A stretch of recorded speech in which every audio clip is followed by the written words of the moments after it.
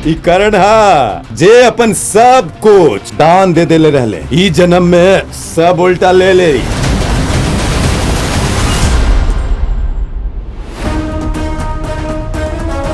अरे फेंक देनी मार के, औका अब तक तो कुत्ता भी खा गेल होई। मरल शेर के डर उतना भी कम ना होला कि ओकरा कुत्ता लोग ही खा ले। कुत्ता शिकार के घेर त सकेला, शिकार करे खातिर शेर के ही आवे पड़ेला।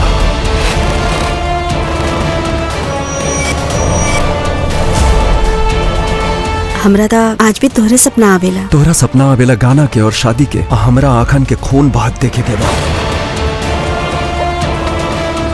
करण के ऐसी के तैसी, अरे कहा था काल्हे होकर के मार के बाबा के डेरे में डाल दे। सिकंदर वो बनी जे जीती, शेर बने के बाद बा तो शिकार का जोखिम उठावे के पड़ी। पुराना दिन ताजा हो गई पहलवान जी। हम तो पहले भी करिए रहनी, आज भी करिए बानी। सब कुछ तो हम खो चुकल बानी, बस माई रह गइल बाड़ी। उहो पता ना कहाँ बाड़ी, कवन हाल में होई हन। इस सांपन के डर से हम घर से बाहर रहनी है। अब इस सांपन के मार के सब घर में रही है। क्राइम बढ़ावे के बा, बरतराल बा और का मिसाइल चला दी।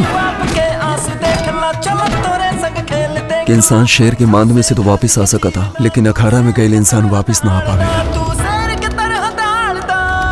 देखा हमरा के एक लीड मिलल रहल, ओकर हम ऑपरेशन कैनी। वो सब पहले फायरिंग कैले, बाद में हमके फायरिंग करे के पड़ल।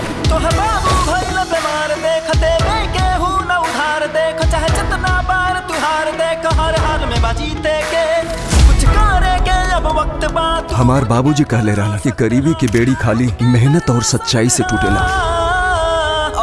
खुद पे रखिया विश्वास नहीं करिहा केहू के बुरा। हम बात बहुत कम करे नहीं पूनम, पर जब भी तू कुछ बोले के चाहे लू ना, तो हर आंख में हम पहले से पढ़ लेता नहीं। देखो अखाड़ा सीजन 2 25 फरवरी से सिर्फ स्टेज ऐप पे।